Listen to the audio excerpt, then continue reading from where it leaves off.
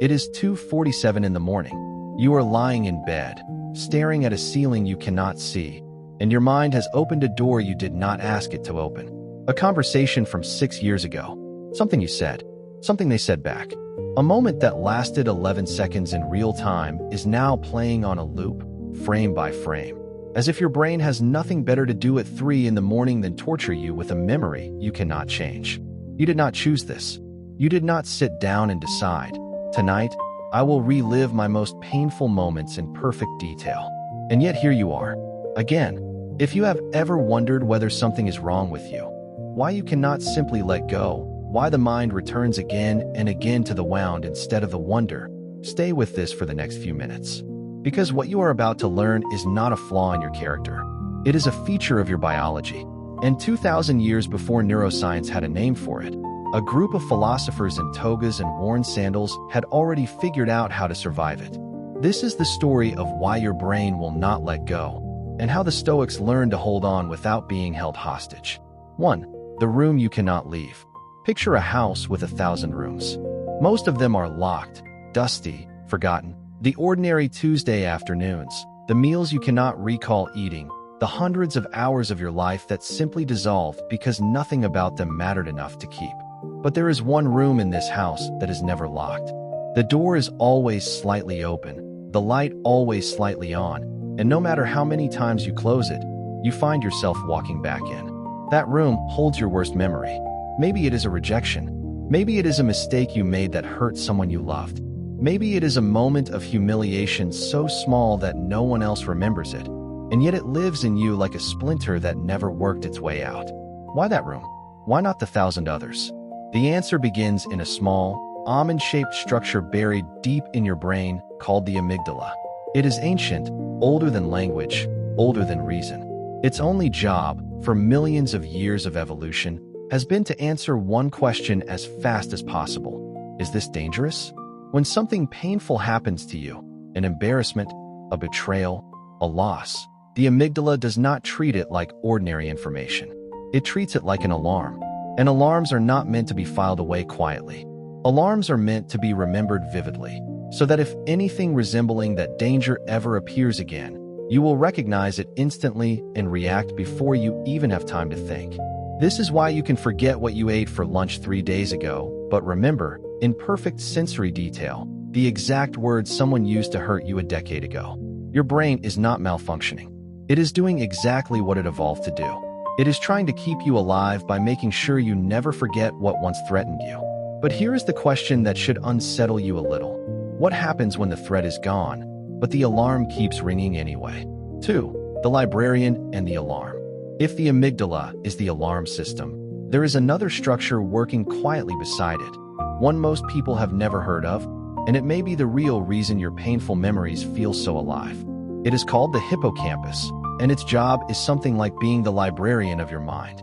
When an experience happens, the hippocampus is responsible for taking the raw emotional signal from the amygdala and filing it, giving it a place in time, a context, a sense of this happened then, and it is not happening now. Under normal circumstances, this works beautifully. You remember the event, but you also remember that it is over. The librarian has done her job. The book is on the shelf, not open on your lap. But under chronic stress, the kind so many of us live under without even noticing, something changes. Elevated stress hormones, especially cortisol, can actually impair the hippocampus's ability to do its filing work properly. And when the librarian is overwhelmed, exhausted, unable to properly shelve the memory, something strange happens. The memory does not get filed away as past. It stays open. It stays present. Your nervous system continues responding to it as though it is still happening, because in a very real, physiological sense, some part of your brain believes it still is. This is why an old memory can still make your heart race, your stomach tighten, your jaw clench, years after the actual danger has passed. It is not a metaphor. Your body is responding to a threat that, biologically, has never officially ended. Ask yourself honestly, how many rooms in your mind are still lit? Not because the danger is real today, but because no one ever told your nervous system it was safe to turn off the light? 3. The architecture of suffering. Now here is where it becomes even more personal and even more strange. Every single time you replay a painful memory, you are not simply remembering it. You are, in a very real sense, rebuilding it. Neuroscience calls this reconsolidation. Each time a memory is recalled, the neural pathway associated with it is reactivated, and then, crucially, it must be restored, rewritten back into the brain's architecture. And every time it is rewritten, it can be reinforced, strengthened, made more vivid, more emotionally charged, more real. This is the mechanism behind neuroplasticity, the brain's remarkable capacity to change its own structure based on repeated use. We often hear neuroplasticity described in hopeful terms. You can rewire your brain, build new habits, learn new skills at any age. All true, but neuroplasticity has no moral compass. It does not care whether what you are reinforcing helps you or harms you. It simply strengthens whatever pathway you use most. So when you replay a painful memory over and over, turning it over like a stone in your pocket, examining every angle, imagining what you should have said, what you should have done, you are not processing it. You are practicing it. You are, quite literally, training your brain to become more skilled at suffering. There is a phrase used in neuroscience circles: neurons that fire together, wire together. It was coined to describe learning a language, or mastering an instrument, or building a habit. But it applies with equal, merciless precision to heartbreak, to resentment, to the argument you keep re-winning in the shower 3 years after it ended. Combine this with what researchers call the brain's negativity bias, our evolved tendency to give more psychological weight to negative experiences than positive ones, and you begin to see the full shape of the trap. Your brain is built to notice threats faster, remember them longer, and reinforce them more easily than it does joy, ease, or peace. A single cruel sentence can outweigh 100 kind ones. A single failure can echo louder than a decade of quiet competence. This was not designed to make you miserable. It was designed, tens of thousands of years ago, to keep an ancestor of yours from walking into the same predator's path twice. But you are not living on a savanna anymore. You are lying in bed at 2:47 in the morning, and the predator you are running from does not exist outside your own mind. So if your brain is wired this way, if evolution built you to replay pain, is there any way out? Or are you simply meant to suffer on repeat forever? This is exactly the question a small group of ancient thinkers spent their entire lives trying to answer. And remarkably, without an MRI machine or a single neuron ever mapped, they arrived at an answer that modern neuroscience is only now beginning to confirm. 4. The philosophers who found the off switch. Nearly 2,000 years ago, in a Roman military camp on the frozen edges of the empire, an emperor sat alone at night, writing to no one but himself. He was not writing for an audience. He was not writing for history. He was writing because he, too, could not stop his own mind from returning to what troubled it, and he needed to work through it the only way he knew how: on paper, in private, in the dark. That emperor was Marcus Aurelius, and the private notebook he kept has survived to become one of the most read philosophical texts in human history, Meditations. In it, he returns again and again to a single, quietly radical idea: that our suffering rarely comes from events themselves, but from the judgments and opinions we form about those events. He reminds himself, entry after entry, that the disturbance is not in the world, but in the way the mind interprets the world. Notice how closely this mirrors what the hippocampus and amygdala are doing beneath the surface. The event itself is neutral data. It is the interpretation, the meaning your mind assigns to it, the story it tells about what it means for who you are, that determines whether the memory becomes a scar or simply a scar that healed. Around the same era, a former slave-turned-philosopher named Epictetus was teaching a strikingly similar lesson to students in Greece. He taught that some things are within our control: our judgments, our responses, our will, and some things are entirely outside of it: other people's actions, the past, the opinions others hold of us. Suffering, he argued, begins the moment we treat something outside our control as though it belongs to us. Think about what that means for the memory replaying in your mind right now. The event itself, what was said, what was done, is no longer within your control. It happened. It is finished. It exists now only as data, as a pattern of neurons your brain keeps choosing to reactivate. but your relationship to that memory, the meaning you attach to it tonight, the number of times you choose to reopen that door, that is still, right now, within your control. And then there was Seneca, statesman and advisor to an emperor, a man who understood better than most how quickly fortune can turn cruel. In his letters, he wrote often about a particular kind of suffering, the suffering we manufacture ourselves by rehearsing pain before it arrives, or replaying it long after it has passed. He observed that we often suffer more in imagination than in reality, that the mind's anticipation and its memory can inflict wounds the real world never does. Read that again, and think of your 2:47 a.m. moment. The event that hurt you may have lasted seconds, but how many hours, across how many nights, has your mind now spent replaying it? Which pain has actually been larger, the original event, or the 1,000 imagined replays of it? None of these three men had access to fMRI scans. None of them could show you an amygdala lighting up on a screen. And yet, sitting alone with nothing but their own minds as a laboratory, they arrived at a conclusion neuroscience would only formally describe 2,000 years later. The replay is not the event. The replay is a choice, made moment by moment, that can be unmade. But knowing this intellectually and actually stopping the replay at 2:47 in the morning are two very different things. So how, exactly, did they do it? Before we go there, if this is the first time you're seeing the mind explained this way, as something ancient wisdom and modern science are quietly agreeing on, consider subscribing. This channel exists to keep connecting those two worlds, one video at a time, and you won't want to miss where this goes next. 5. The dichotomy of control, rewritten in neurons. There is a reason the Stoic idea of the dichotomy of control has survived 20 centuries. It works not because it is comforting, but because it is precise. It draws a hard, clean line between two categories, the things you can influence and the things you cannot. And it insists, almost brutally, that peace is only possible when you stop investing your energy across that line. Now overlay this onto what we know about the brain.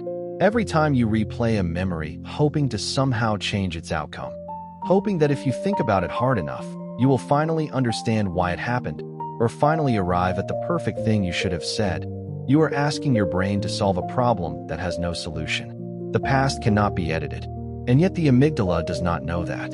It only knows that the alarm has been triggered, and so it keeps ringing, waiting for a resolution that will never come, because you are asking it to resolve something that is already over.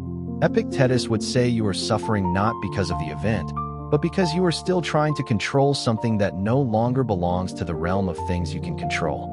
The Stoic response was not to suppress the memory, not to pretend it did not happen. It was to relocate your attention, deliberately and repeatedly, back to what remains yours, your judgment, your next action, your response in this present moment. This is not simply positive thinking. It is closer to something neuroscience calls attentional redirection, the practice of consciously choosing where to place your focus, which, over time, physically alters which neural pathways get strengthened and which begin to fade from disuse. The Stoics did not have this vocabulary, but they built entire practices around exactly this mechanism, centuries before anyone could explain why it worked. Consider that for a moment. Every night you replay the wound is a night you strengthen it. Every night you consciously choose to redirect your focus, not by force, not by pretending, but by gently returning your attention to what is actually within your power right now. Is a night you begin to starve that pathway of the very fuel that keeps it alive. This is not about forgetting. The Stoics never asked you to forget. They asked you to stop feeding what no longer serves you. But there is one more piece to this puzzle, one that explains why some memories haunt us for years while others, just as painful, seem to fade naturally. And it has everything to do with a word the Stoics use constantly, and a concept modern psychology is only now beginning to fully appreciate. 6. Attachment, and the memory that will not die. Not every painful memory becomes a haunting. Some memories, even devastating ones, are eventually integrated, softened, folded into the story of who you are without controlling you.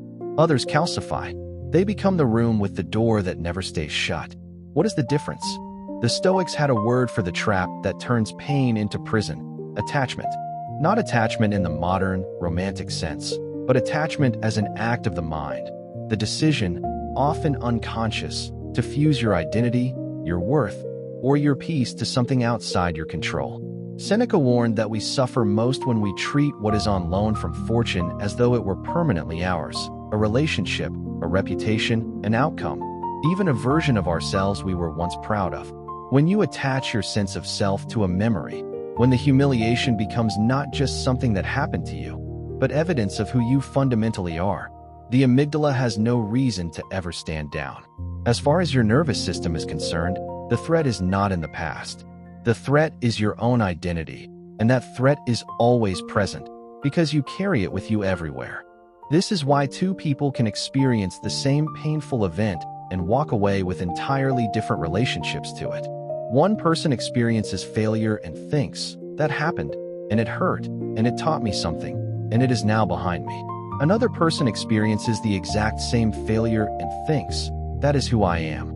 I am someone who fails." And the second person will replay that memory for years, not because the memory itself is more powerful, but because they have welded their identity to it. And identity, unlike memory, does not fade with time. It renews itself daily. Ask yourself, honestly, about the memory that visited you at 2:47 in the morning. Is it painful because of what happened? Or is it painful because somewhere along the way, you decided it meant something permanent about who you are? This is the exact distinction the Stoics spent their lives trying to teach. And it leads us to the most important and most practical part of everything we have covered tonight. Part 7. 5 Steps to Break the Cycle. Understanding why the mind replays pain is only half the work. The other half is learning what to actually do the next time you find yourself standing at the door of that lit room at 2:47 in the morning. What follows is not a theory.